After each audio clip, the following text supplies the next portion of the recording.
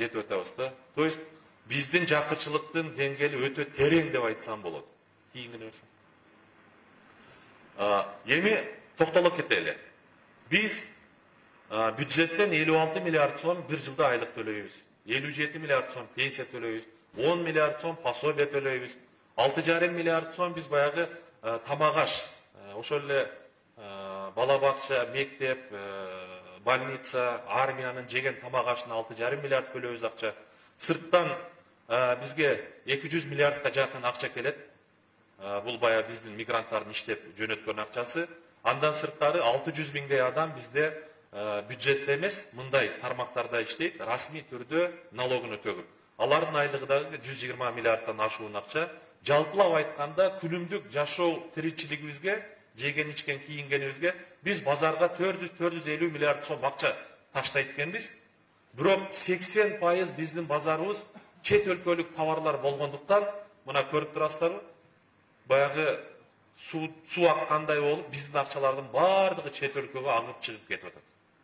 Биз тилекке каршы бардык мамлекетибиз, бардык 6,5 миллион биригип алып, чет өлкөнүн ишкерини колдошко, чет өлкөнүн экономикасынын өсүүсүнө өзүбүздүн аракетибизди көрүп атабыз. Жылдыр. Буга эмне себеби эмне десек, биз бир мындай бүтүмгө келдик да. Себеби бизде өндүрүш өнүкпөй атат. Өндүрүшкө эмне себептен өнүкпөй атат? Себеби бизде акча аз. Акча аз болгондугу үчүн бизде процентный ставкалар бийик болуп атат. Процентный ставка бийик болгондо, мисалы үчүн 18% менен кредит алып туруп, өндүрүшкө 10% менен эч ким салбайт. Бүгүн өндүрүштө рентабельность 10% болсо, бизде кредиттер 18% болуп атат. Акча аздыгын неден билсек болот? Биздеги мына акчанын көлөмү ички дүң продукцияга караганда 30% түзөт экен. Экономиканын мыйзамдары боюнча, мына жерде жазып турат, минимум 50% болуш керек экен экономика өнүгүш үчүн. Жакшы болгондо 70-80% түзүш керек экен. Мисалы үчүн биз Кыргызстанда ички дүң продукциябыз 10 миллиард болгон болсо, 5 миллиардтан кем эмес акча болуш керек экен. Бизде бүгүн 30% түзүп атат. Бул баягы 5 же болсом 5 литр каны бар адам болгон болсо, анда 2 литр каны болсо баягы баш айланып тургусу келбейтпи? Ошо сыяктуу Кыргызстандагы баягы акчасы жок болгондуктан Кыргызстан экономикасы баягы каны аз адамга окшоп, баягы жатканда иштебей атат. Кийинки бери. Эми биз түшүндүк, экономиканын мыйзамдары боюнча Кыргызстанды өнүктүрүш үчүн акчаны көбөйтүшүбүз керек экен. Баарыңыздардын пенсия, пособие, зарплатаңыздарды көтөрүшүбүз керек экен. Эгерде Кыргызстанда бүгүн ошону көтөрсөк, эмне болот? Караштырып көрөлү да. Кыргызстанда бүгүн айлык пенсияларды, пособияларды көтөрсөк, 80% чет өлкөлүк товар болгондо биздин базарларда. Биз анда көбүрөөк товар сатып алат экенбиз дагы чет өлкөлүктөрдүн товарына. Акчанын баягы бардыгы сыртка кете берет да. Бизден баягы сырттан товар алып келген ишкерлер эмне кылат? Товар жакшы өтүп баштады дейт дагы, көбүрөөк товар алып келейин деп барып доллар сатып алып баштайт. Доллар сатып алып баштаганда сомдун курсу түшүп, доллардын курсу өсөт экен дагы. Мына былтыр 69 сом болуп аткан доллар бүгүн 85ке чыкты. Былтыры 1 доллар 69 сомго келип аткан товар бүгүн 85 сомдон келип атат. Демек, доллар кымбаттаганда товарлар кымбаттап атат, импорттун аркасынан өзүбүздүн товарлар кымбаттап атат. Ошентип инфляция жүрүп кетип атат дагы. Бүгүн тилекке каршы биз Кыргызстан жаңгы инфляцияны гана жүргүзүп берет экенбиз. Кайра өзүбүздү кыйнап коет экенбиз да. Ошондуктан биз эмнени сунуштап атабыз? Бардык экономисттер, бардык саясатчылар айтат, мен келсем экономиканы көтөрөм дагы, айлыгыңыздарды, пенсияңыздарды, пособияңыздарды көтөрүп берем деп айтат.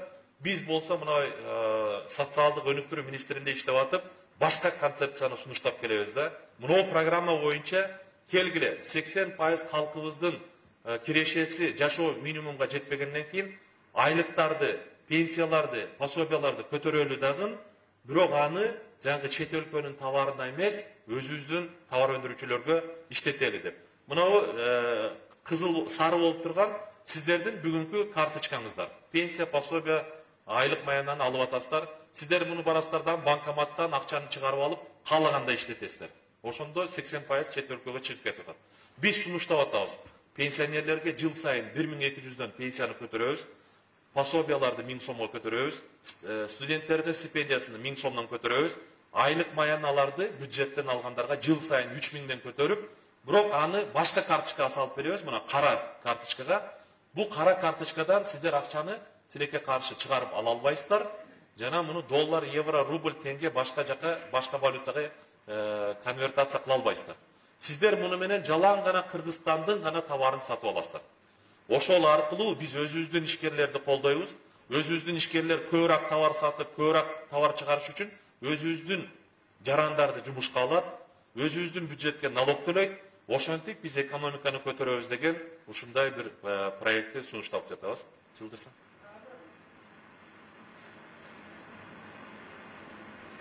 Жылдыра берсең. Биринчи этапта, мына мен жаңа айтып кеткендей, бардыгыңыз миллионго жакын адамга пенсия, пособие, стипендия, айлык маяна көтөрүлөт.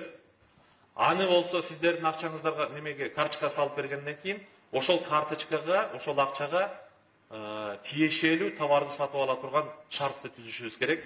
Ошол товарларды чыгарган ишкерлер ал акчаны алгандан кийин доллар кыла албаса, башка сом кылып, башка жака иштете албаса, алар каяка иштетет, ушул маселени чечишибиз керек. Эгерде ушуну чече турган болсок, анда налогдагы, соцфонддагы бардыгы тегиз түшө баштайт.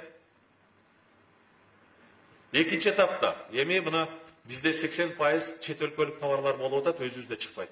Өзүбүздө чыкпаган товарларды чыгарыш үчүн узак мөөнөттүү 10 жыл, 15 жылга пайызы жок кредиттерди бериш керек. Акчаны каяктан деп сурашыңыздар мүмкүн азыр. Каяктан ошондой акча бар экен, кредит бар экен? 10 жылга, 15 жылга 5% деп.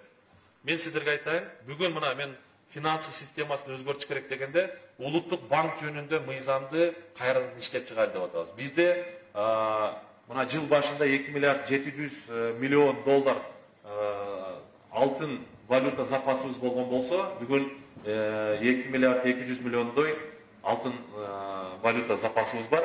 Ошол акчалар каякта жетип турат? Чет өлкөлүк банктарда доллар менен, евро менен, фунт стерлинг менен, йен менен 0,1% менен турат. Мындайча айтканда бекер эле турат да. Ал эми ошол эле банктан сырттагы инвесторлор акчаны алып келип алып, бизге 18% менен кредит берип, акчанын бардыгын элдин чөнтөгүнө кактап алып чыгып кетти. Ошондуктан биздин алтын валюта запасыбыз сырттагы чет өлкөлүк банктарга иштебей, өзүбүздүн ишкерлерге иштесин деп, мына 10-15 жылга чейин пайызы жок кредиттерди бериш керек. Бирок бул кредиттер товар өндүрүүчүлөргө, жаңы технологияга, жаңы оборудованияга.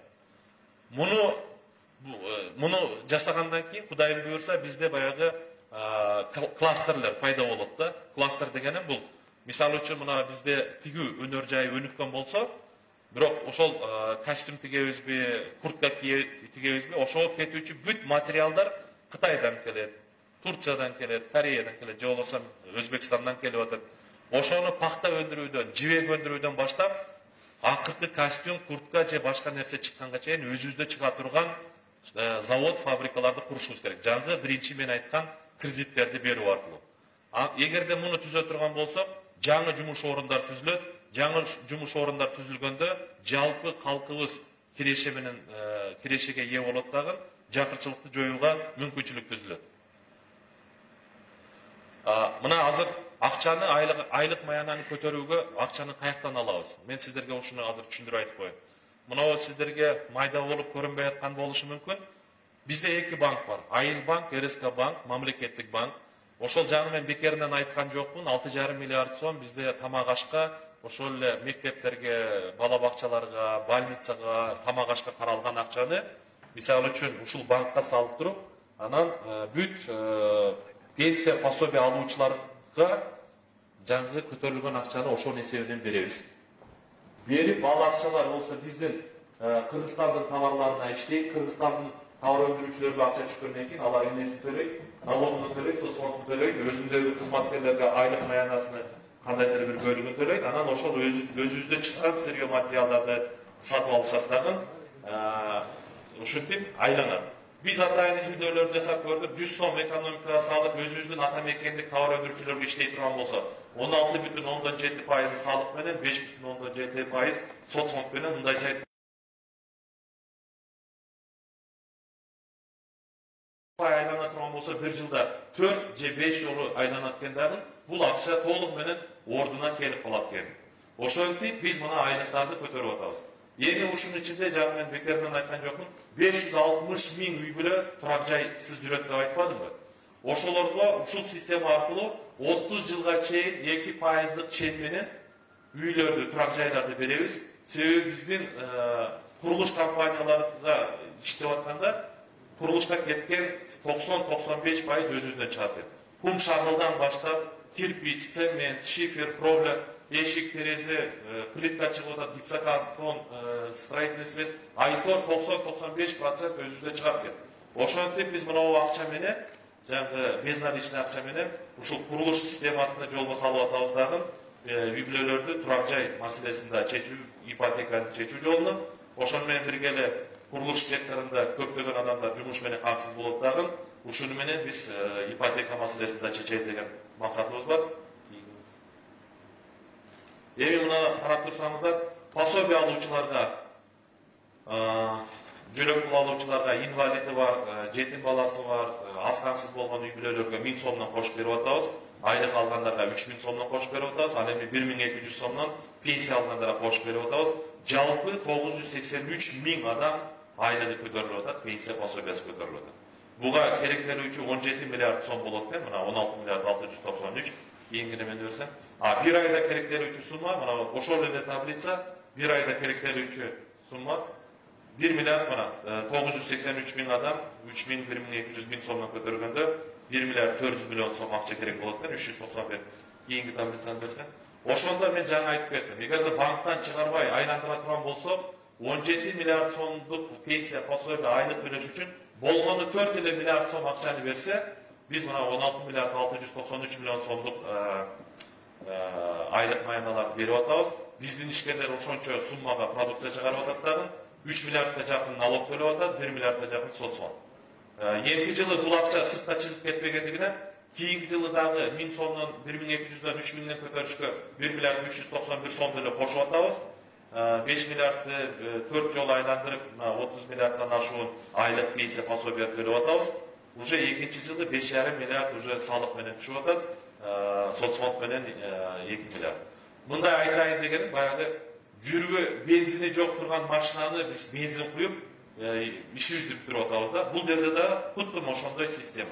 Эми урматтуу туугандар, мен өзүм жеке бала чакам менен ошол эле Globus же болбосо Фрунзе магазиндерге соода кылганы барганда, балама айтам да, балам көзүм жетпей атат, окуучу каяктыкы экен деп. Балам окуп турганын айтат. Кыргыз Республикасы Чүй областы Сокулук району чыкты мындай десем, деп сал деп корзинкабызга салып анан сатып алабыз. Анан балам сурап калат. Ата сен эмнеге ушинтип сурай бересиң дайыма дейт да. Анан мен балама айтам, балам, эгерде биз Кыргызстандыкын сатып алсак, Кыргызстандын ишкерин колдогон болобуз. Кыргызстандын ишкерин колдосок, Кыргызстандын ишкери Кыргызстанга салык төлөйт. Салык канча көп түшсө, мен айлыгын көбөйт балам. Сага мектеп салынат, жолдору узун болот, мамлекет күчтүү болот деп түшүндүрсөм, деп. Биз мына проект аркылуу Кудайым буйрса, ушул мен кылып аткан ишти улуттук идеология деңгээлине чыгара алайлы деп атабыз да. Мисалы үчүн мен Швейцарияга бардым, Женева деген шаарда көчөнүн бир жагы Францияга карайт, бир жагы Швейцарияга карайт. Франциядагы магазинде 8 евро турган ет Швейцария жакта 2,5 есе кымбат, бирок бир швейцариялык жаран 30 метр бул жактан соода кылбайт экен. Өзүбүздүн мамлекетке салык түшсүн деп өзүнүн магазине соода кылат. Өзүнүн магазинине киргенде дагы товарларды тандап туруп, өзүбүздүн ишкердин товарын сатып алайын деп ушундай мамиле жасайт. Бирок швейцариялыктардын айлыгы көп. Алар андай кыла алат. Биз бүгүн 5000, 6000 пенсия төлөп, 7000, 8000 айлык төлөп, Кыргызстандыкын сатып ал десек. Кыргызстандык 10 сом турса, Кытайдыкы жанында 7 сом турса, конечно, дискилер 7 сомдук алат. Кыргызстандыкын албайсыңбы десем, не дейбиз? Баламдын кутунда жок, тапчыкечен жүрөт ишкерде. Кызымдын үстүндө пальтосу жок, жеңил куртка менен жүрөт. Үйүмдө көмүрүм жок, кредит төлөшүм керек. Кайсы бириге жеткизейин дейт. Туурабы? Бирок мына проект менен Biz sizlerden alып aткан айлыгыңыздарга, пенсия пособияңыздарга тийбейбиз. Üstüge koşumça berip turup bir şart menен. Aylığınızды 3000 so'mga ko'tarib bereyim. Biroq Kırgızistan'dan makaronunu satıp alınız. Kırgızistan'dan kum şekerini satıp alınız. Su mayını satıp alınız. Yetini satıp alınız. Kırgızistan'dan çıkan nastini satıp alınız. Koyunluk futbolka satıp alınız degen. Eğer de biz kıla turan olsa barınızlarga çıkatı. Biroq sizin pensiyanızga 1200 so'm qo'shib bersem.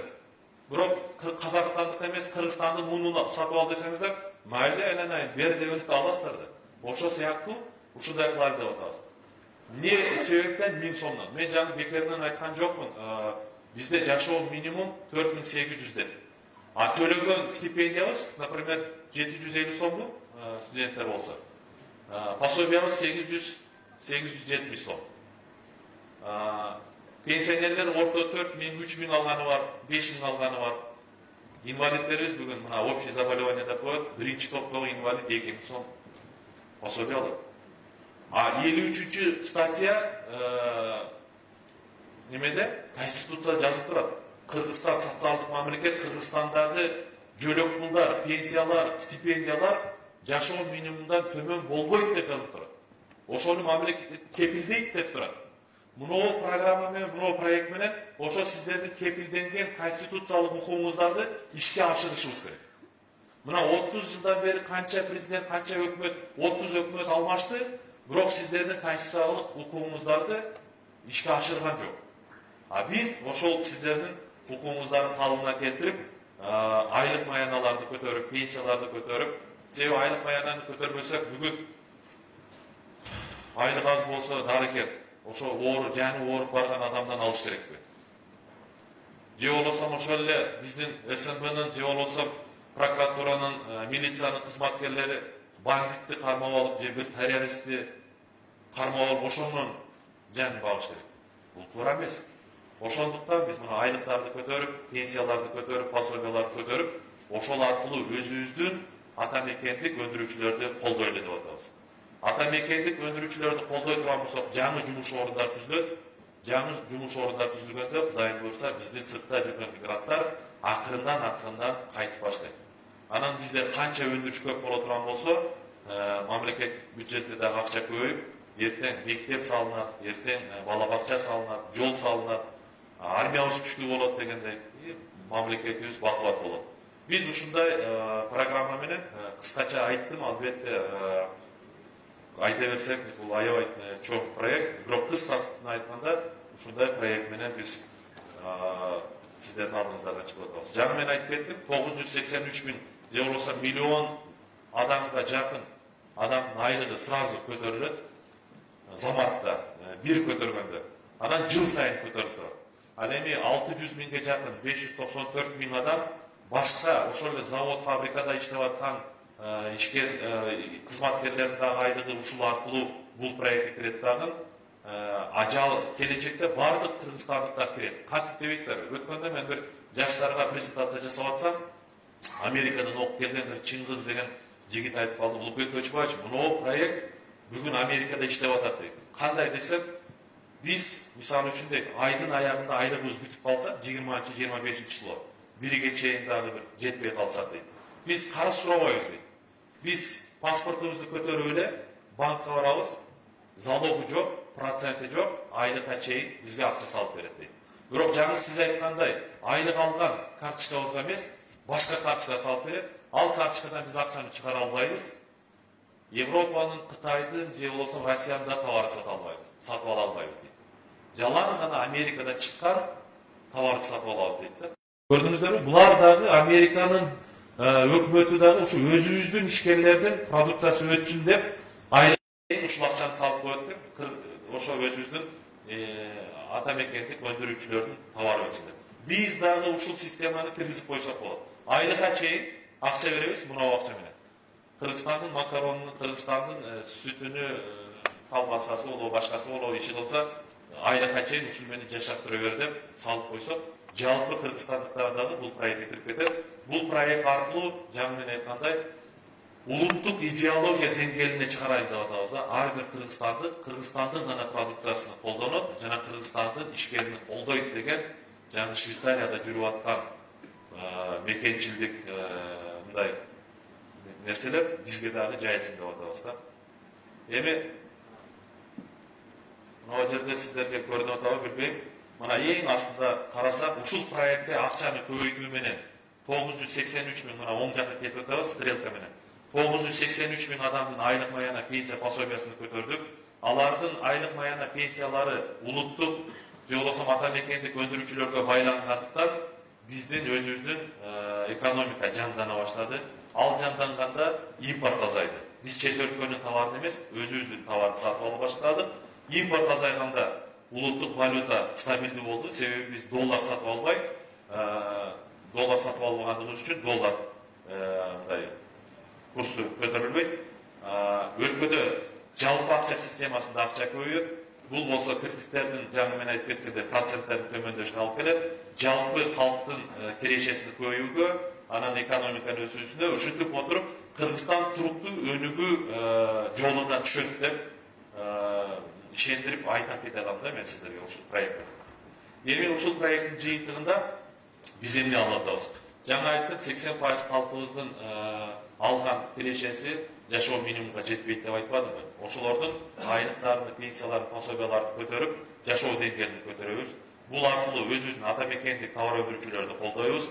Бул аркылуу жаңы жумуш орундарды түзүп, сыртта жүргөн миграциядагы уул кыздарды тартабыз. Канча көп ишканалар түзүлө турган болсо, ошончо көп налог түшүп, налогто акча көбөйүп, Кыргызстанда ар кандай социалдык маселелер чечиле баштайт. Жаңы мен айткандай, спортзал дейбизби, больница дейбизби, детсад, мектеп, айтор ошого окшон мамлекет чече турган маселелердин баардыгы чечиле баштайт. Акырындап отуруп 80% базарда чет өлкөлүк товар эмес төмөндөп отуруп, балким келечекте 5-10 жылда 80% өзүбүздүн товарлар болот. Анан эң негизгиси бул система безналичный болгондугу үчүн баягыдай теневой экономика деп коебузбу? 100 тонна чыгарып 10 тоннасын көрсөтүп 80-90 тоннасына жашырып койгон. Андай болбойт. Баардыгы банк аркылуу өткөндүктөн баардыгы ачык айкын. Ачык айкын болгондон кийин коррупция жоюлат. Анан жалпысы жыйынтыгында бул жакырчылыкты жоюуга алып келет деген толук ишенимибиз бар. Бул проекттер, ушундай программалар Экинчи дүйнөлүк согуштан кийин ошол эле Германияда, Японияда, Южный Кореяларда иштеген.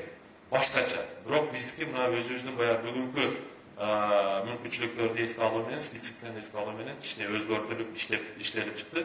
А негизинен биз качан гана өзүбүздү колдоп, өзүбүздүн экономикабызда иштегенде гана өнүгөбүз деген ушундай бир бүтүнгө келебиз.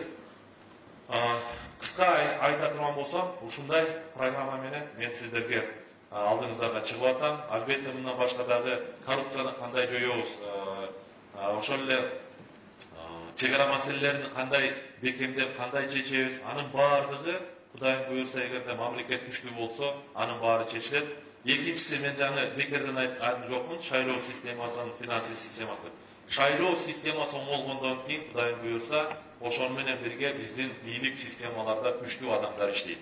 Тилекке каршы мына биз азыр байлар келип, байлар болсо мыйзамдарды да өзүнө эптештирип жазып, бүгүн бийликтин баягы профессионалдык деңгээли да аябай түшүп кетти. Эмне үчүн айтайынбы? Мына мисал үчүн мамлекеттик кызматта иштегенде болсо керек, мамлекеттик муниципалдык кызматта иштеш үчүн конкурстан өтүш керек. Бирок эң бийик кызмат болгон ошол эле жогорку кеңештин аппараты, өкмөттүн аппараты, же болбосо президенттин аппаратына конкурс жок эле, жөн эле каалаган адамды жумушка алса болот. Бүгүн ошондон улам баягы бир уч келген, партиялык тизме менен келгендер, башка жолдор менен келген бай адамдар бийликке келип алып, өзүнүн өкүл баласыны, тууганын, бөлөсүнүн, жездесини, башкасын алып келип, конкурсу жок, ушул 3 аппаратта бүгүн топтоп алды десем болот. Албетте, ал жерде да күчтүү адамдар бар, жок эмес. Бирок негизинен көпчүлүк адамдар ушундай неме менен алдык, эң бийик чечим кабыл алуучу жерде тилекке каршы дилетантство, же болсо кесипкөйлүк жок болуп, ушундай бир немелер элдин мүдөлөрү чечилбей жатат. Мына мен өзүм 2 жыл министр болуп иштедим. Кээ бир токтомдорду 2 жылга чейин кабыл албай кыйналып жүрдүк да. Бир мисал келтирейинби? Бир мисал. Misal üçün bizim ministerlik mayın adamlarga tökme verdi. Bu tökme vergende biz tender ötközüyoruz dağı, tenderden bir sanatoriy utup alады. Bирок bizim mayıtlar ar türdü orularla oruydu. Bирөөгө budunu iliç gerek olsa davlaş gerekse. Bирөөнүн жүрөгүнү давлениеси, бирөөнүн белини, бирөөнүн башын. Biz yönetme kutuklukla menен alar narazı olup bana gerekli prosedurlara cevap geldi. Ben misal üçün Жалал-Абадқа барышым керек эле, силер барак сокуга берип атасыңар. Мен Ысык-Атага барышым керек эле, силер Ысык-Көлгө берип атасыңар деп наразы болушат да. Ушуну жөн эле акчалай берип коелу. Каалаган ошо доктурлар каяка айткан болсо берип коелу деп ушул чечимди чыгарыш үчүн мен 1,5 жыл 2 жыл жүрдүм да. Көрдүңүздөрбү? Канчалык чечим кабыл алуу кыйын. Болбосо бардыгы эле түшүнүктүү. Эмне үчүн мен сизди тагынуулашым керек? Сиз Жалал-Абадқа барышыңыз керек болса, жоқ сен барак сотко барасың, же Ысык-Атага барасың деп. Акчасын берип койсоң, каалаган жерине барып лечение алсын да. Бирок мындай түшүнүктүү эле нерселер дагы чечилиш аябай кыйын болот. Ошондуктан Кудайым буйрса биз келе турган болсо, мамлекеттик кызматта жалаң гана баягы ар бир тепкичти басып өткөн. Ошол өкмөткө кечеги студент болуп эле келип отуруп калбаган, керек райондо иштеп, областта иштеп, министрликте иштеп, анан гана өкмөткө, жогорку кеңешке, президенттин аппаратына бара тургандай шарттар түзүштү. Тилекке каршы ушунун баары бизде азыр жок болуп, анан мамлекеттик кызматындагы деңгээл аябай түшүп кетти. Ушунун баарын колго алмакчыбыз. Коррупция маселелерин дагы толугу менен ушундай кадрлык саясат менен жокко чыгарабыз деген үмүтүбүз бар. Ал эми мына чек ара боюнча, биз мына Баткенде болгондон кийин чек ара боюнча айтпай кетсек болбойт. Тилекке каршы ошондой жаңы кадр саясатынан улам бизде аябай кадр жагынан кадр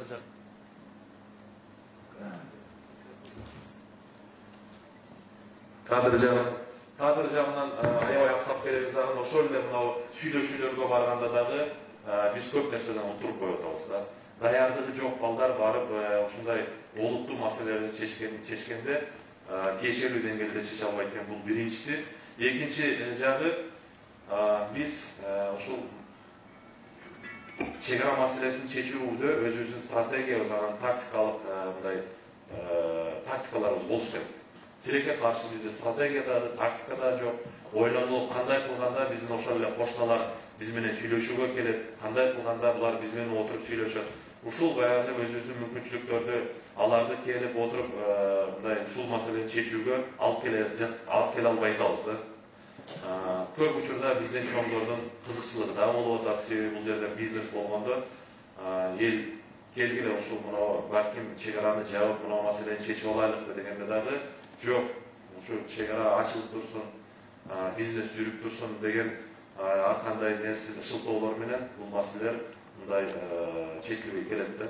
Бул боюнча дагы биздин мындай өзүбүздүн көз караштарыбыз бар. Негизи мамлекеттик түзүлүш боюнча, сот системасы боюнча бүгүн тилекке каршы сот системасы дагы толугу менен элдин ишени менен кетти десем болот. Канча деген адамдар бир эмес, бир нече жолу Верховныйга барат, кайра первый станция ачыштап коет. Ушундай жүргөндөр дагы көп, аябай көп. Мына мен өзүмдүн эле мисалымдан ала турган болсом, ушул биздин системадан уурдап жеген адамдарды иштен кетирип берип, соттон 3 инстанциядан утуп келип алып, мисал үчүн да бүгүн жогорку соттун чечими чыккандан кийин ордуга коюшуптур. Мына менден кийин келген жетекчилер азыр эми ошол райондо иштеген 26 кызматкер кол неме жазып бериптир, арыз. Эгерде бул келсе, анда биз баарыбыз кетели деп. То есть ушуга окшогон баш аламан иштер болуп атат. Ушуну баардыгын бир тартипке салып, жакшы бир өзгөрүүлөр болот деген мындай ишенимибиз бар. Баарыңыздар ушу алтындай болгон убактыңыздарды бөлүп келип бергениңиздер үчүн ыраазычылыгымды билдирем. Анан эгерде сиздерде кандайдыр бир суроолор болсо, мен суроолоруңуздарга жооп бергенге аракет кылайын. Бериңиздер.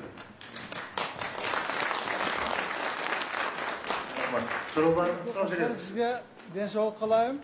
Prezidentlikке kandidat bolsanız sizge ojol kalayım. Ana sizin ideyanız yaşken, bирок sizin ideyanız bol diye kalıp turu. Emi bu programmanızda 120 deputat koldagandan keyin iş kaçattı. Bir özünüz bunu ötküzel başta turu. 120 deputat bunu koldap karşıda çıkandan keyin bolsa gerek de bu iş. Şonu düşünüyoruz değil mi? Öyle kanat düşündü bilbeyim ben. Ооба, мындай. Бул жерде жогорку кеңештин кандайдыр бир чечими кереги жок. Бул жерде өкмөттүн өзүнүн чечими менен эле ишке ашырса болот. Бул программаны 19-жылы 4-март күнү мен премьер-министрге сунуштагам.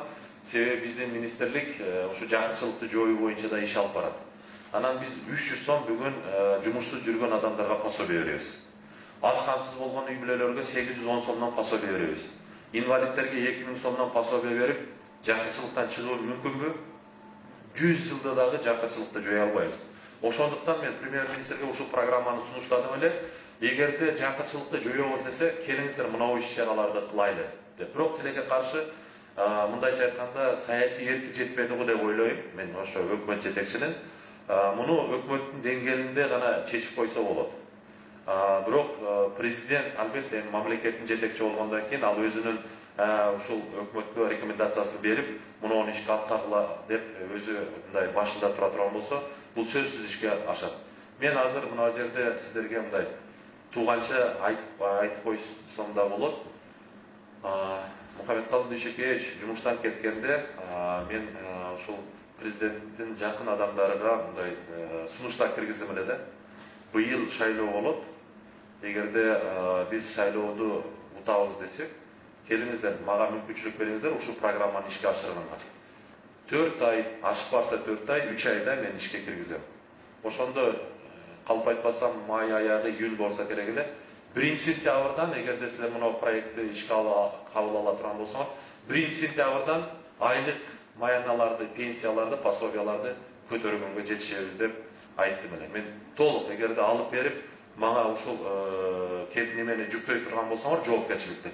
1-сентябрда 1-айлыктарды көтөргөнгө, пенсия пособияларды көтөргөнгө жетишебиз деп.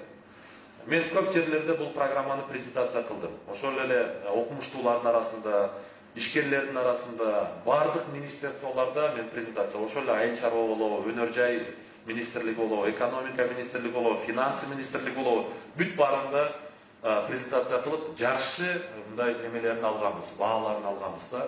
Бирок бул жерде керек болуп атат да, ушуну жасаш керек болуп атат да.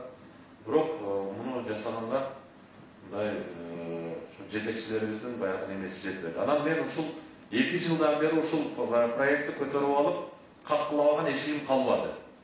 Анан ошондон улам азыр элге чыгайынчы дедим да. Элге керекпи силерге? Жыл сайын пенсионерлерге 1200 сомдон пенсияга көтөрүлүп турушун каалайсыңарбы?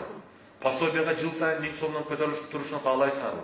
Студенттер жыл сайын 1000 сомдон стипендияга көтөрүлүп турушун каалайсыңарбы? Бюджеттен айлык алгандар 3000 сомдон жыл сайын көтөрүлүп турушун каалайсыңарбы? Сыртта мына уул кыздары жүргөн ата-энелер балдарыңардын кайтып келишин каалайсыңарбы? Кааласаңар, анда ушул программага колдоп бергиле. Мен ошо ар кимдин эшигин каккылабай, сиздер үчүн ишке ашырып берейин деген максат менен ушу сиздердин алдыңыздарга келип атам да. Мен министр болгондо муну мен элге алып чыгып жарыялайт элем. Себеби ал жакта субординация деген бар. Жетекчиң, премьер-министриң макулдук бербесе, менде мынандай программа бар деп айтканга тыюу салынат да мындай. Азыр эми мен мына бош болгондугум үчүн, ошол эле жетекчилерге муну жеткизе албагандыгым үчүн элге чыктым. Келиңиздер, жолу бар. Кыргызстандын өнүктүрүү жолу бар. Кыргызстандагы ошол өнүккөн мамлекет болууга мүмкүнчүлүк бар деп. Тышкы карызыбызды төккөнгө толук мүмкүнчүлүгүбүз бар деп. Азыр кээ бирөөлөр айтып атпайбы? Жетим тооду дейт. Чекеден 40 эле руда катары сата берсек, Кытайдан неме кылабыз деп атат. Кутулабыз дейт. Жетим тооду 80 миллиард долларлык бизде немебиз жатат. Темирибиз жатат. 80 миллиард доллар. Биз 1 миллиард 800 миллионго жетим тооду ошо 40 сатайлы. Бул туура эмес. Биз ошол жерге 200 миллион долларга бир заманбап комбинат куруп кое турган болсок, Россиянын стандартындагы биздеги продукцияны чыгарса болот. Ошентип чыгарып, анан биз мамлекет дүйнө жүзү боюнча ошол продукцияны сатканга жетишебиз. Биз мына кум топурак сатканды токтотушубуз керек. Мен депутат болгондон бери биз маселени көтөрүп келебиз. Мынабу биздеги тоо кен комбинаттары кум менен баягы золотосодержащий концентраттарды баарын алып чыгып кетип атат. Завод жок бизде. Не себептен? Заводду бияка кура турган болсо канча алтын чыкканы билинип калат. Кумга аралаштырып туруп, ал жерде 5 килеби, же 50 килеби, же 500 килеби билбейсиң да, кумда аралаш болуп турганда, туурабы? Кум менен чыгып кеткен выгодно болуп атат дагы бул. Канча уже көп жылдан бери ушул маселени көтөрүп келебиз. 35%тен пошунуна киргизели ушул рудан алып чыкканга. Заводуну, ошо золотоизвлекательный фабрикасынын берден курсундагы алтын, даяр алтынды бизге көрсөтүп, ошонун немесини төлөп, налогдорун башкасын төлөп алып чыккыла десек, бир уч адамдар ушул доляга отурат дагы тыйын алып коюп, ушуну киргизбей келет. Биз ошо эгерде мына программа аша турган болсо, бардык өзүбүздөгү кен болобу, башка болобу иштетүүгө мүмкүнчүлүктөр түзүлөт да, өзүбүздүн иштетүүбүзгө. Сыртка сатпаган. Дагы суроолоруңуздар бар? Суроо болсо бериңиздер. Улбек Кожоевич, менде бир суроо бар да. Жана сиздин программаңызга мага жакты, действительно, баягы пенсия пособияларга, мына бюджет иштегендерге кошумча баягы айлык кошуп берип, отдельный карточка кыласыздар да. Ошондан кийин баягы Кыргызстандын өндүргөн продукцияларды алганны кантип контролдойбуз? Кандай болот дейм да же? Жакшы суроо болду, Кадыр ака. Мындай да. Бул азыр мына Бишкекке барсак, товарларды тык-тык деп өткөзүп атат го. Неме QR коду менен, штрих коду менен окуйт го. Ошол сыяктуу болуп, бул программный продукт иштейт. Акчанын дагы каяка кетип атканын ар бир немени отслеживать этет. Мына Дастан Догоев деген биздин бир ошол биз менен чогуу иштешип калды, маалыматтар технология комитетинин жетекчиси. Ошол кишилерге дагы презентация кылганда замечательная программа. Мунун программный продуктусуну түзгөнгө эч канча убакыт кетпейт. Бир айдын ичинде биз түзүп берип коебуз. 10 балдык баягы мындай 10 балл менен канчалык кыйындыгын 10 балл менен эсептей турган болсок дейт. Мунун программа 3 балдык программа дейт да, жазыш. То есть бул даже орто кыйынчылыктагы программа эмес дейт. Муну жасап коебуз, баардыгын жасайбыз. Неме учетто болот да. Экинчиси, сиздер ойлошуңуздар мүмкүн, азыр Лейлекте, макул Исфанада да болушу мүмкүн, алыскы ошол эле бир Аркада же болбосо Карабулакта кандай иштеши мүмкүн? Ал жерде терминал болбосо, башка болбосо деп. Ошол IT компанияларыбызды чакырып биз презентация кылганда, алар бизге мындай деп айтышты да. Биз мына программаны бизге бергиле, мамлекет башын оорутпасын. Биз ошол программный продуктусуну дагы, терминалын дагы, карточкаларды 100% өзүбүздүн эсебибизден чыгарып ишке киргизе алабыз. Ар бир айыл боюнча, мына 1800дөн ашуун бизде Кыргызстанда айыл бар. Ар бир айылга чейин ушундай Кыргызстандын продукциясын жеткирип саткан точкаларды биз өзүбүз уюштурабыз деп. Себеби алар көрүп турат, бул жерде канчалык, бул баягы bir жылда 17 миллиард, эмки жылы 33, андан кийин 50 миллиард болуп өсүп кете берсе, канча деген акча тапса болот. То есть мунун эч кыйынчылыгы жок, баардыгы иштейт. Бүгүн азыр ошол эле виртуальный карточкалар деген бар. Ошол эле телефондорго жазып коюп, мына мисалы үчүн ошол эле Кытай же башка мамлекеттерге барсаңыздар, метросу болобу, автобусу болобу, телефонду эле алып келсең, өзү тыйынды чыгарып алат. Ошондой кылып иштетсе болот. Бул жагынан, техникалык жагынан эч мындай ойлонбосоңуздар да болот. Бүгүн IT компаниялар айтып атат, бизге бергиле 10% мамлекетке биз кирешебиз менен бөлүшкөнгө даярбыз дейт. Бирок мамлекет муну башын оорутпай бизге берсин деп атат да. Так что бул жагынан сиздерде эч күмөн болбош керек. Мына биз 2 жылдан бери бул программанын үстүндө иштеп келатабыз. Мен жаңа айтып кеттим го, 3 ай, 4 айда муну ишке ашырса болот. Ошол программный продуктусун дагы баарын жазып. Мындай капсаны байлап койсоңуздар болот ал жерде. Эң жакшы экен. Суроолор барбы? Суроо болсо бериңиздер. Бериңиз. Берем. Катура микрофон жолу. Биздин Лейлек жергебизге кош келипсиз. Сиздин президентке аттанып жаткан жолуңуз, сапарыңыз байсалдуу болсун. Сизге ак жол каалайбыз. Сиздин ушул программаңызга терең түшүнгөн ой жүгүрсөк, аябай жакшы, бизге жакты деп ойлоймун. Кудайым колдоп, элим колдоп, келечекте президент болуп калсаңыз, ушул мен айтат элем, 5 жылда, 3-4 жылда чет мамлекетте иштеп биздин жаштарыбыз тамакасы жок, жер сатып алганга акчаларын кетиришет да. Ошол эле акчасыны үй салганга, тиричилигине жумшаса жакшы болбойт беле. Siz tamarka maselesini kандай çeşip verebilirsiniz? Ben şunu. Bizge en köylü mesele şu yer meselesi olup gidiyor. Bir uyda 2-3 bala menen oturabız. Yer meselesi çeşilbeytiriz. Köp yıldan beri. Siz kanday dep çeşip verebilirsiniz? Sizler özünüzler жақсы білесіздер, 95% biz Kırgızstanda бұл тоғылу жерлерде болғаны бір 5-6%-ға жетпеген ғана мындай тегиз жерлер. Ошондуктан мына тамакка маселесиге баягы эгин сулуу жерлерди берүүгө мораторий ошол себептен киргизген да. Эртең биз баягы өзүбүз баягы продукция менен мындай айыл чарба продукция менен камсыз кылгандай болойлу деп.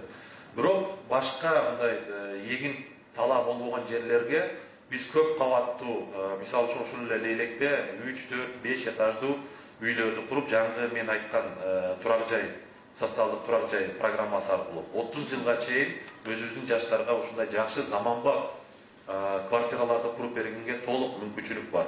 Мен атайын ушу курулуш компанияларынын ассоциациясында дагы чакырып, ушул презентацияны кылганда алар дагы сонун болмогу эле биз ушул бир эле Ош, Бишкек эмес, жалпы Кыргызстан боюнча ушундай турак жайлар түшүп баштаса, жалпы Кыргызстан боюнча ошол жаңы курулган үй бүлөлөргө, башкаларга баягы үйгө жетпей жүргөн адамдарга 30 жылга чейин берип коюп, 2%га чейин процент менен.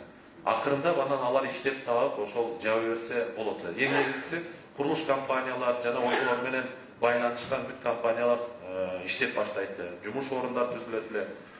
Муну ушул жаатта чечсек болот да. Бишкектин тегерегинде эле канча деген мынау биз баягы Бишкек барган сайын мынтип жайылып эле баратабыз да. Ошолорду токтоп туруп каяр үстүнө көтөрүшүбүз керек да. Баягы бүт барсаң айылдан айырмасы жок Бишкек. Бүгүнчү тегереги 42 неме бар, 47 новостройка. Бүт баары мындай жайылып кеткен. Ошолорду жыйнашыбыз керек да, кайра үстүнө көтөрүшүбүз керек. Этаж кылышыбыз керек. Ошолордун баарынын ордуна кайра этаждарды курушубуз керек. Мындай проектлер менен биз ошо иштерди мамлекеттик деңгээлде ишке ашырат элек да. Сиздер билесиздерби, бүгүн жыл сайын 48 миңден 52 миңге чейин үй бүлө куралса, ар 4-чү үй бүлө ажырашып кетти. Ошонун бирден бир себеби дагы ушул турак жайдын жоктугунан, жумуштун жоктугунан, миграция маселесинен күйөөсү кетип калат, аялы биякта жүрөт, анан бир күн телефондон дагы жообун берип койгон күндөр болуп атат.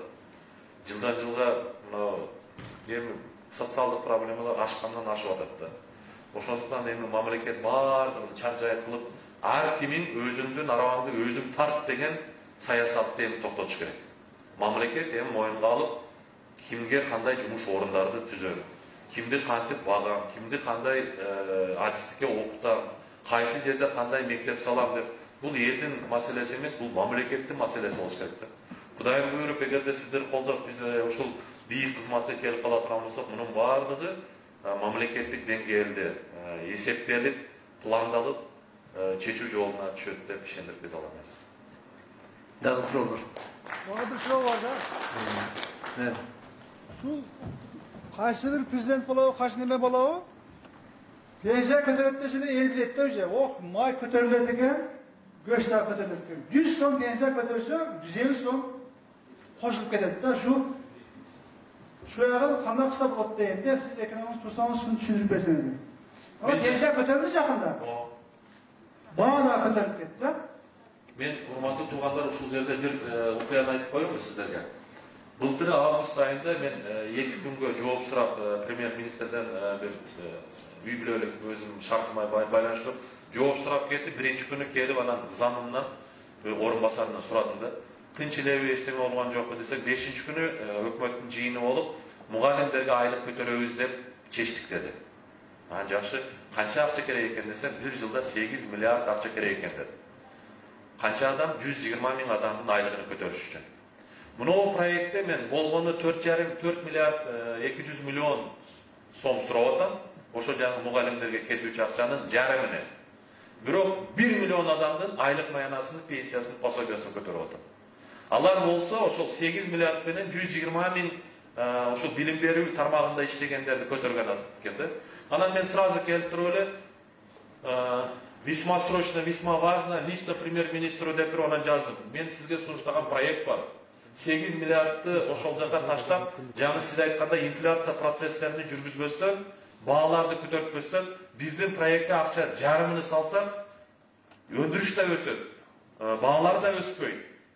Жумуш орундар түзүлөт. Жалпы анан 120 миң мугалимге эмес, 1 миллион адамдын, пенсионерлердин, пособие алгандардын, инвалидтердин, башка тармакта, ошол эле маданият кызматкерлердин, ошол эле дарыгерлердин, мамлекеттик муниципалдык кызматтагы иштеген, военный болобу, баардыгынын айлыгы көтөрүлгөн турат дедим.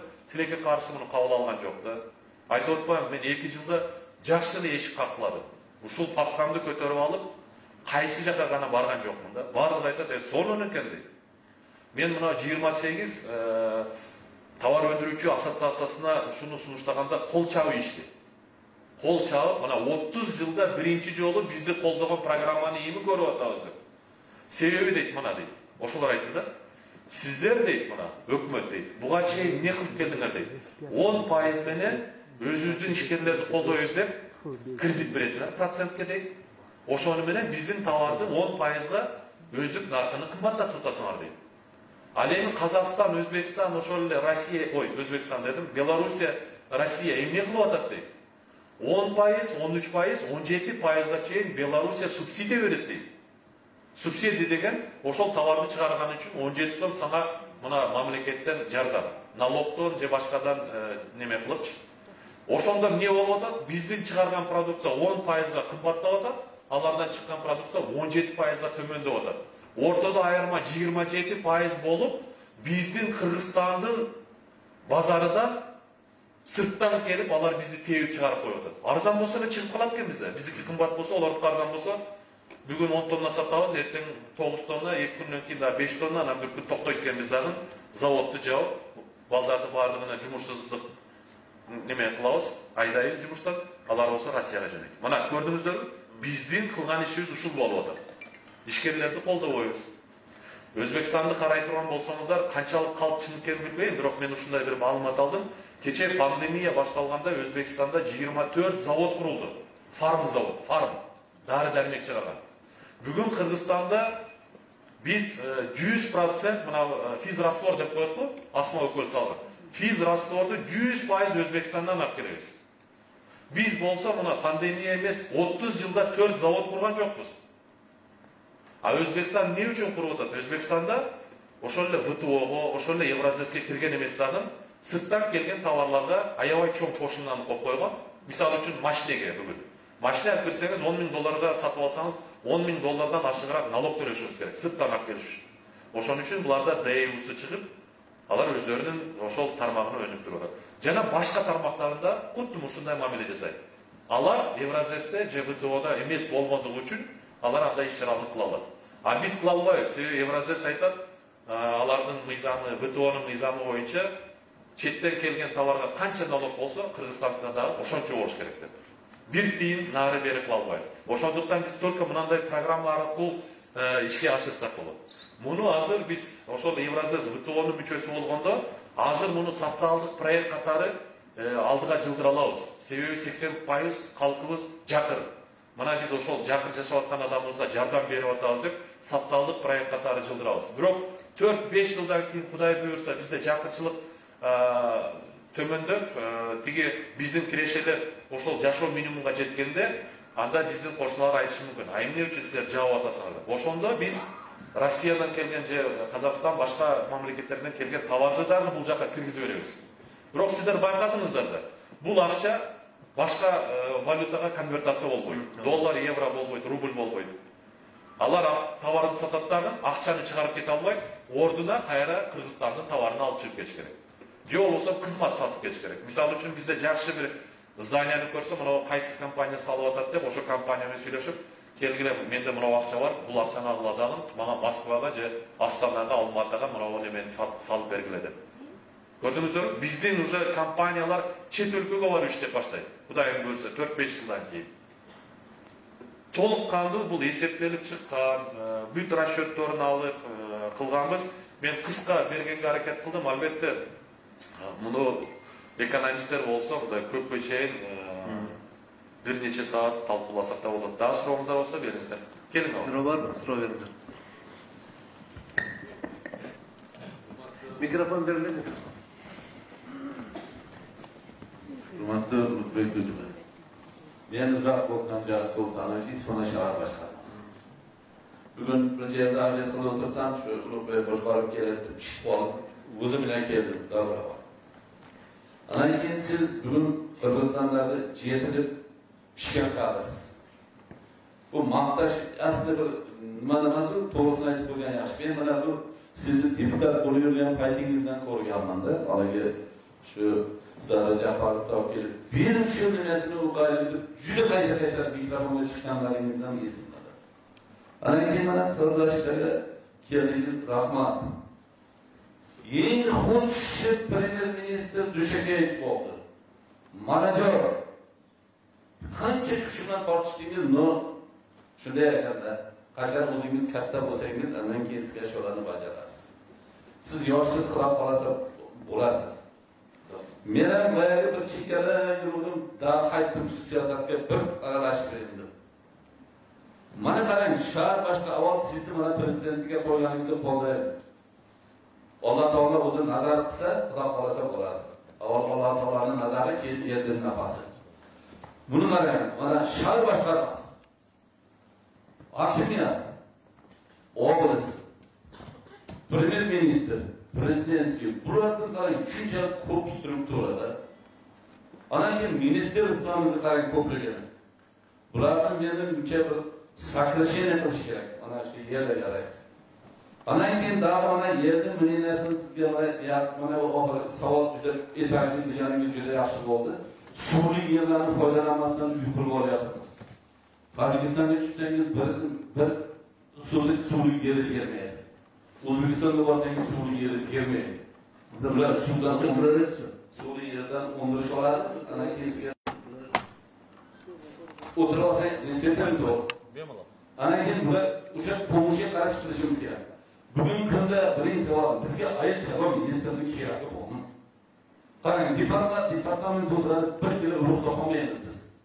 Na abr urug' topamiz, na bug'doy urug' topamiz.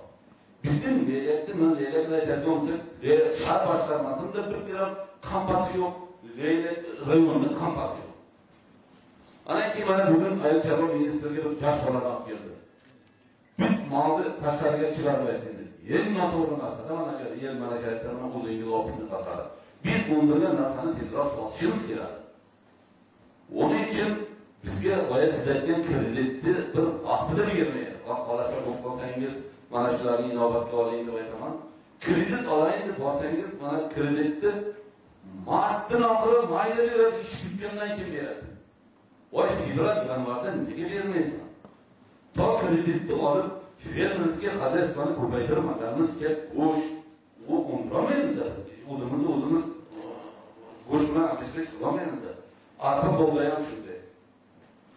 Bu kreditni vaqtida bermaguncha bo'lmaydi. Mana shularni bir inobatga oling degan maqsadda sizga bir igilik, yoshsiz xudo xolasa, men ko'rib ijmochilikda shunday g'azablanaman. Bugun endi shu birdan biriga o'tib kelyapti. 30 yilda biz 30 ta ishni bajarganimizda olganda o'rtoq mamlakatlarning ichida eng zo'r bo'lardi. Bizning Qirg'izistonda potensial ko'p, lekin boshqaruv sistemasi noto'g'ri.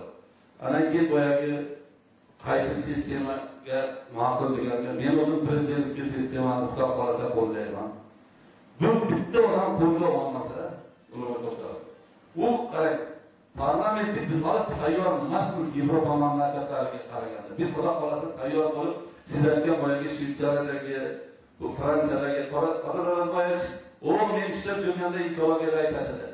Ey, Turkiyaga borib keldim, istiloylarni ko'rib havosim keldi, bizning istiloylar bugun nima ko'rmayapti?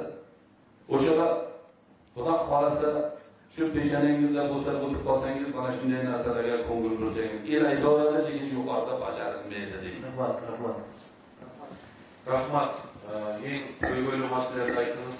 Onu baribir esga olasiz. Men mana 2 yil o'zim ministr bo'lib ishladim. Men bir narsani aytaman-da, buni hukumatning ichidan ishlaganini ko'rib bir narsani aytadilar. Biz shu ishlayotganda, hozir ishlay turgan bo'lsak, Qirg'iziston dag'i 30 yilda da o'lib qo'ydi. Men ministr bo'ldim, 2 yilda meni birov so'ragan yo'q. Ne ish qilasan? Qanday qilasan? Ne yordam kerak deb. Teskerisince bunu işleyip deyip arkasından kürkap bürsün de geçimi kabul olmuyor.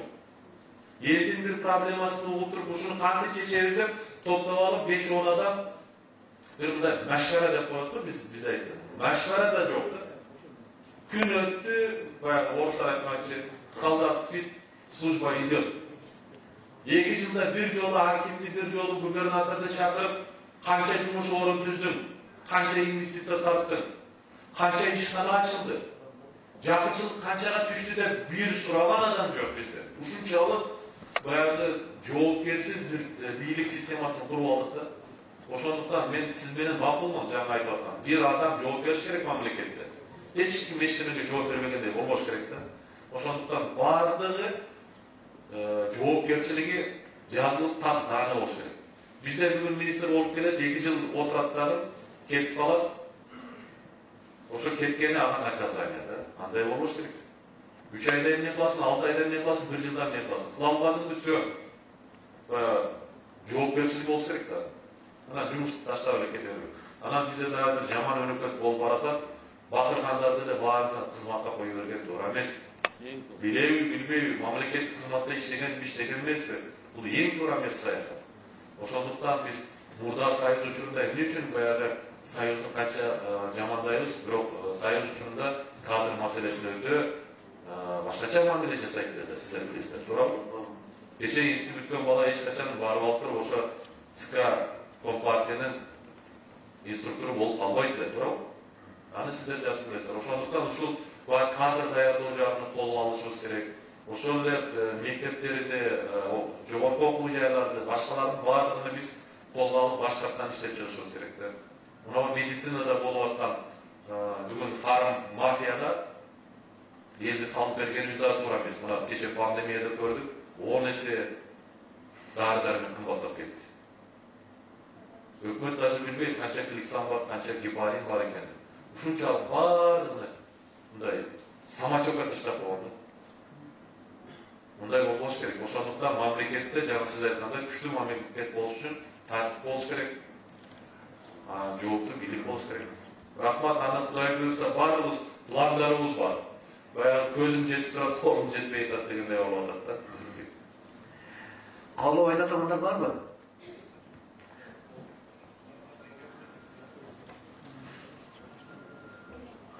Aslan Osmanoğlu. Mikrofon verdi mikrofonu. Sanmasızlık, siz Leylekçe hoş geldiniz. Sizin programınızdan ayvay жақшы kulak köşe unuttuk. Özümüz için de bizi cin sayıp tensiyizge bilimge biz koşuladı eken, aylığımızdan koşuladı eken de suyunup, bu da şu aylığımız tensiyimiz koyup kete turganday bolup oturabı. Sizge iyilik, densoluk olsun. Kudayım sizde kolda, biz el kolda, siz Prezident bolup kalındağı bizim aylıklarımızı tensiyimizde koyduk. Eldin alkışını alıp жүрөбүз. Hazır bir yakın buraya yani. Herkesin anlatmadığı Adam Kılavuç kalou var mı sizde? Doğru. Урматтуу туугандар, мен сиздерден awam келгичи азыр. Мен сиздерден терең өтүнүп суранып кетет элем. Мына бүгүн азыраак болуп атабыз, бирок ушул мүмкүн болушунча сөзүбүздү, программабызды жеткизип, ошол эле интернет ресурстардан дагы биздин программага бир мындай көңүл буруп, көбүрөөк элге жеткизип, ошо колдоо алсак, бул ар бир кыргызстанга керек. Ona kalsa. Майыбы барбы, аз камсыз болгону барбы, пенсионери барбы, ишкери барбы, сыртта жүргөн мигранты барбы, бүт баарына керек. Ошол эле дарыгери, маданият кызматкери, мугалими барбы, баарына керек программа деп ойлойм. Ошондуктан көбүрөөк адамга жеткирип коюуга аракетибизди көрүп берсеңиздер. Рахмат. Doğru. Урматтуу Улукбек Кошкорович, мына президенттик чоң эмеге сапарга мына 18 жараныбыз чыгып атат, ошонун бири болуп сиз чыгып атасыз, бел байлап. Эме дейбиз? Бул деген президенттик кызмат деген элдин кызматы. Ушул кыргыз мамлекетини өнүктүрөм, өстүрөм деген программа менен чыгып атыпсыз. Өзүңүз айткандай, акчаңыз болбосо да программаңыз бар. Колуңуз жетпесе дагы жүрөгүңүз, демиңиз бар. Биз каалайбыз сизде. Şu kolumuz da jet, közümüz de jet. келешекте şu елдің қызматыға жарап, елге ақ қызмат қылып, елдің şu тақтысына жетішіңізге тілектешіміз. Барлығыңыздардың şu 18 bizim жаранымыздың барлығы игілік қалаймыз. Аркелік Қырғызстан өліміш керек, өсіш керек. 30 жылда болмаған десе, болыш керек ана. Елді үшін жарық көп қиғап қойды. Қанша премьер-министріміз десін айтқандай 30-ны жарақсыз қылып, 3 айда да кетірдік, 6 айда да кетірдік, 1 жылда да кетірдік. Жауапкершілік болған жоқ. Emi жауапкершілікті мойныңызға алауыз деген 18-іңіздерге игілік қалаймыз. Сізге айрықша. Сіз мына өзіңіз айтқандай депутаттық деңгейде дағын, министрлік деңгейде дағын ақ қызмат қылдыңыз. Бұны ел біледі. Біздің ең сыймықты ұлдарымыздың бірісіз. Ошондықтан біз сізге игілік қалаймыз. Ел сорып қалаймыз. Жолымыз байсалды болсын. Президенттік деңгейге көтерілішіңізге тілектешіміз. Rahmat. Anlatmanlar da. Nurpay Koçkaroviç, men daha bir söz aytıp koymam keledi da. Mana hazır bu жерде баягы кабар кечирээк болуп калып, азыр адам келди. Бирок баягы зордуктап 1000 адамды алып келгенден көрө, өз ыктыяры менен 100 адам келгени жакшы. Мына бул жерде 100дан ашык адам отурат. Кудай кааласа мана сиздин программаңызды укту. Мен бул кишилердин көз карашынан аябай внимательно уктум. Сиздин баягы программаңыз реальный программа. Bazı işe aşatırgan programma, men как özüm dagı ekenimiz katarda men толук түшүндүм программага. Biz özü talapkerdi tandabay, talapkerdin programmasını tandaşыбыз керек да. Ошону шайлашыбыз керек. Кудай кааласа сиздер калгандарга дагы ушу программаны жеткиресиздер. Бекучкору сиздин только бетте эмес, дагы баягы теледебаттарда, мына сайттарда тез чыгып ушу программаны жайсаңыз, менимче не только эле бүтүн Кыргызстан ушу программаны түшүнсө, жакшы болот деп ойлойм да. Анан сизге акырда bir суроо бергим келет да. Ошо Кыргызстан ушу 30 жылдан бери эмнеге өнүп калатабыз? Себеби действительно шайлоо таза болбогондон өнүп калатабыз. Мана ошо төңкөрүштөр дагы бүтүн шайлоодон кийин болуп жатат да. Мына кечегиси дагы ушундан кийин болду, шайлоодон кийин болуп атат да. Шайлоодун таза өтпөгөндөн болуп атат. Азыр дагы эле сезилип атат да, ушундай нерселер да. Баягы бардыгы да байкап турат. Ушуну талапкерлер дагы өзлөрү oturup сүйлөшүп алып, барлыгыңыздар талапкерге татыктуусуздар, президенттикке барлыгынын программасы бар. Өздөрүнчө сүйлөшүп, ушу таза өткөзөйүк деп сүйлөшүп алыш керек да. Анан кийин жерлерде бардыгыга администрациянын баягы мыйзамдуу милдети. Ошо уюштуруп бериш да ушу нерселерди. Ал жерден бирөө дагы келбей жатат кээ жерде топтор барып алып атат. Ушуну бирдей шарт түзүп бериш керек бардыгыга да. Сиз как талапкер катарда ушуну сүйлөшүп койсоңуз да ушул жакта. Анан мына сизге шу суроуда, ушу азыр сиз как талапкер катарда мына шу шайлоо таза өтөбү деген шайлоодо, таза өтөбү ушу эл тандагандай президент болобу деген сизге шу суроодо жооп берип койсоңуз. Рахмат. Бизде Кудайга шүгүр мына шайлоо участкасынын ичиндеги маселелерди жөнгө салып алдык. Бүгүн канча адам келсе, ошонун добушу чыгат, кимге кандай берилгени ал компьютерден тагданы ровно 8'de биз алып атабыз. Маселенин баардыгы сыртта болуп атат да. Маселенин баардыгы ошол эле добуш сатып алмай, коркутмай, ошол эле административдик ресурстарды колдонуп, тигинин жыйынына барба, эмнеге бардың, же болбосо мынаяка сен келгиниң, мынча адам алып келгиниң деген маселелер бузуп келет да биздин шайлоо системасында, шайлоолордо. Ошондон нараачылыктар пайда болот. Бүгүн да тилекке каршы мен жаңа айтып кеттим. Биздин шайлоо системасы же шайлоолор баардыгы акчага байлангандыктан азыр бүгүн бир уч акчалуу адамдардын тузагына ошол эле президент болгондо дагы келип калып атат да. Мына камсанабам, бул жагын акчасын дагы, башкасын дагы мен өзүм таап иштейм дейт дагы. Иштеп бүтүрүп, коркутканын коркутуп, сатып алганын сатып алып, добушту алып берип атат. Эртең ошонун алдында келген президент дагы мындайча айтканда милдеттүү болуп калып атат. Көз каранды болуп калып атат. Ошого каршы мындай чечкиндүү иш-чараларды көрө албай атат.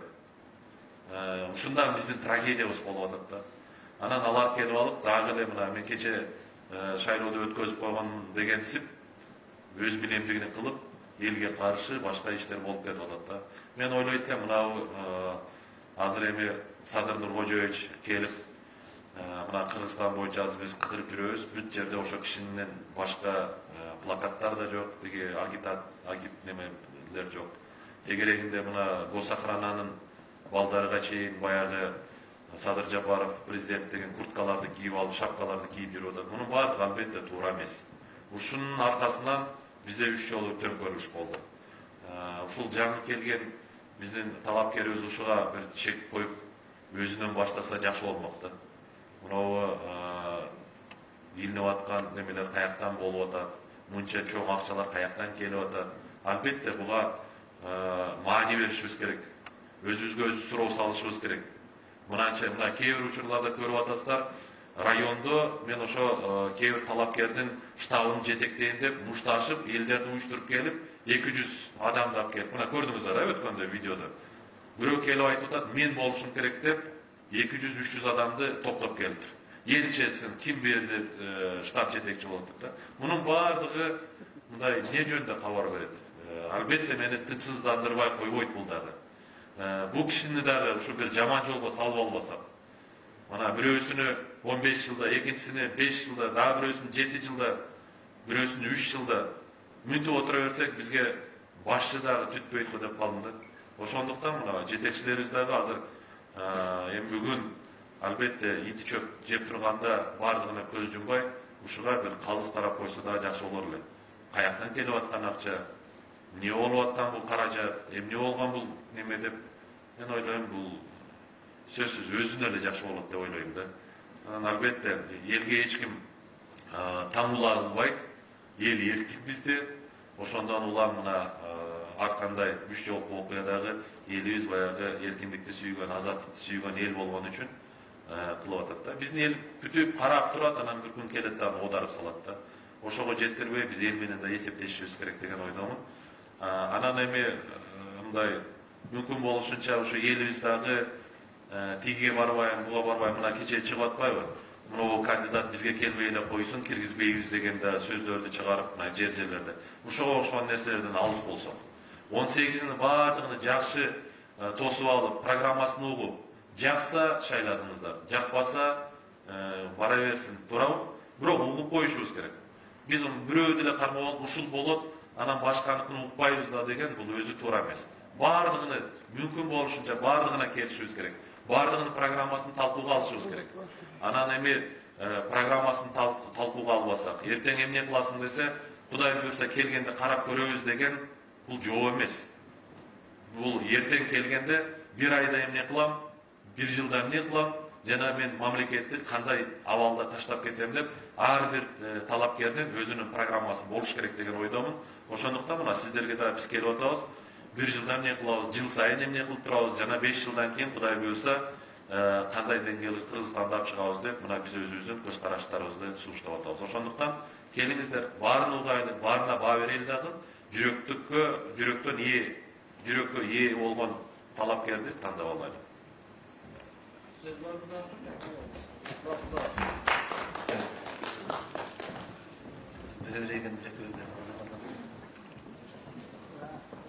Саламатсыздарбы? Мен бүгүн ушу сиздин дагы өкмөтүңүзгө да катышканга болуп калдым. Атым Бекболот Магман. Негизи биз жерлеш болобуз, мен партия шаарынанмын.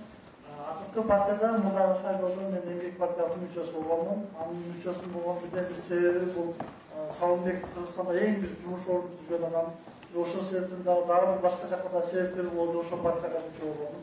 Бул жерде мен элдерге кайрылып айтайын дегеним, бул жерде баягы ар бир өз көпчүлүктү эле кааласын, ар бир өз изилдеп көрөйлү. Улукбек абага мен быйыл Отуруп туруңуздар, азыр бүтөтү же бүтүлөбүз, отуруп туруңар. Улукбек абага быйылкы жылындай мен жардамдашайын деген бирден бир себеби дагы ушул ал кишинин программасын уктум. Ушул 30 жылдан бери билесиздер, бир дагы министр эсибизде калбады окшойт.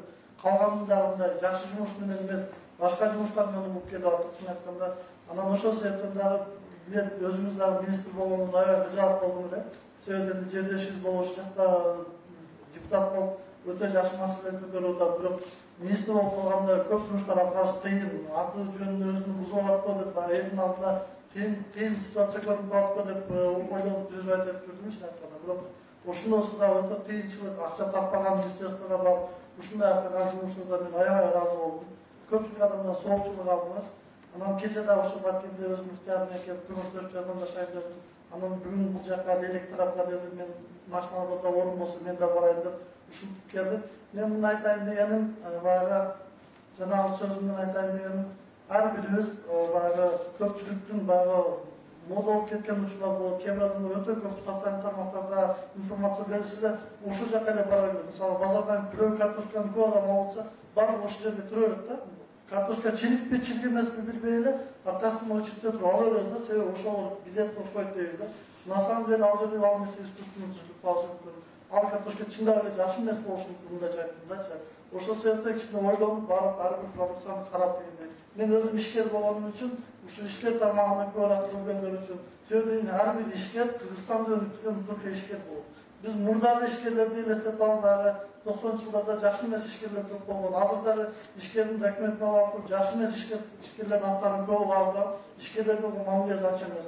Чын айтканда айылга ар бирибизге жаңылыктап келип, ошол телефон, биз көптөгөн жакшылык нерселерди ишкерлер кылып атат. Ошол таза мончо, таза кийим, баардык нерсени ишкерлер чыгарып атат да. Жумушка алганда ошолор болот да. Ошол себептен сиздер да ушундай программаларга карап, ушуларга ушундай ой пикирлерге карап шайлоолорду кубаттап, мен ушул кишини шайлайт элем, сиздерге да сунуштар кетет. Рахмат. Анан дагы кичине кыскача, кече мен өзүм Бишкекте болдум. Биримдикке шайлаганымдын бирден бир себеби ошондон болду. Анан мен баягы Форма 2ден өзүмдүн укугум менен ошол жактан мен Бишкекте убактылуу өзүм товарымды сатып жүргөнүмө байланыштуу Форма 2ни алдым. Ошол жерде шайладым. Бирок кийинки учурда Форма 2 менен баардыгы баягы туура эмес иш кылышты, сатылышты деген жерлер болуп атат. Кийинки шайлоого Форма 2ни алып салабыз деген учурлар болуп атат. Мага бул нерсе жакпайт. Мага окшогон башка райондо жүргөн, чындыгы дилде ойлонуп жүргөн адамдарга шайлайм деген адамдардын укугу бузулуп калып атат. Бул да мындай жетирип кетип атат. Бир маселелер бар да негизинде. Рахмат. Да, энди Абдрахман ага, сиз баягы зал ууну окшойсуз, келгендерден пата берип койгонду улукбегиңизге. Микрофон берди.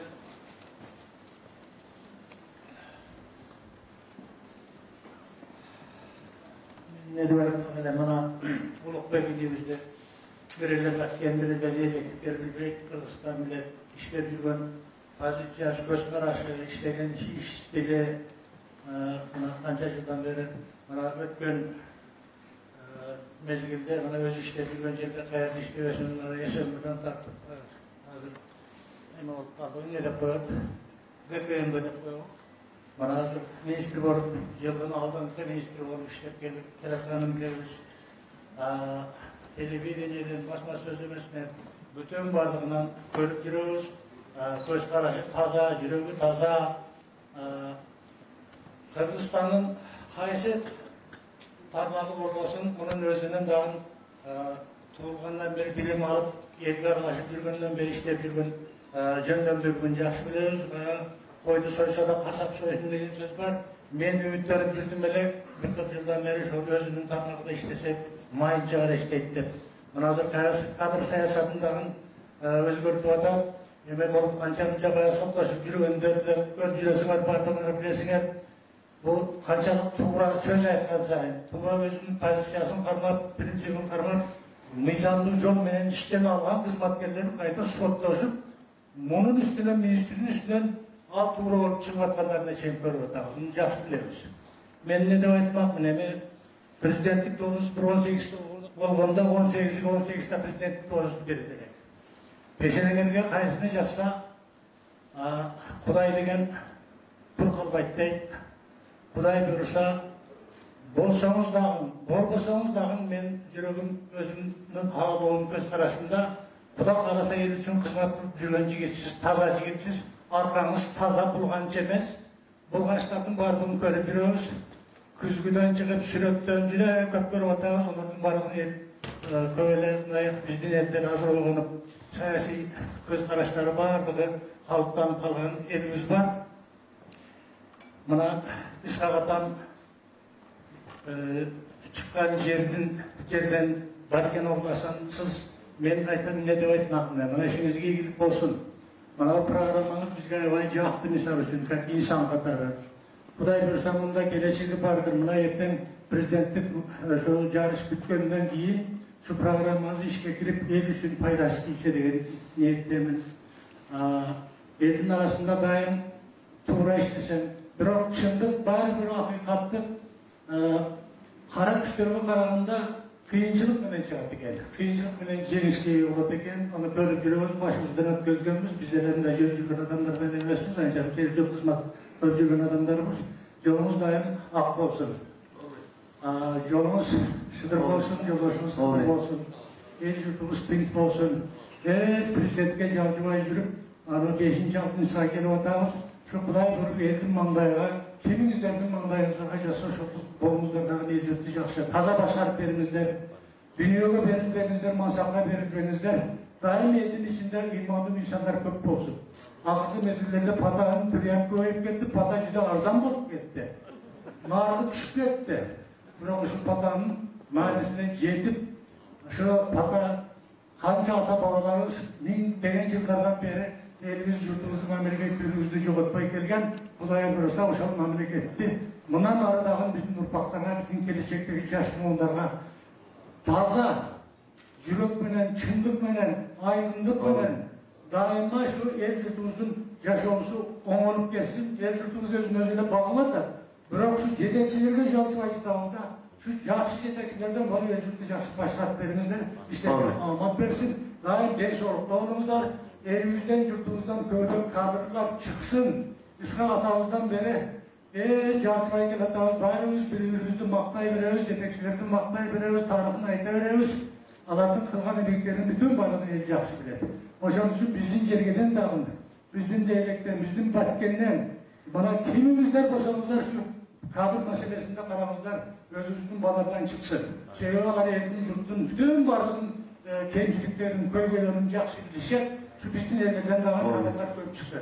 Bana körüp жүрөбүз, kaysı oblasttan, kaysı rayonlardan kança kadrlar var, sanat жүрөбүz, kolumuzdan eşlik edilmeydi. Daim жақсылық versin, Kuday nisap versin, sizlerine amat versin, el yurtumuz daim tinç olsun, komşularмен ынтымақ болайлық, bölüşpöylük, talaşpaylık, prezident bolam degenlerden, birlikte işleyim degenlerden bardığı başını birikip ынтымақ olsun.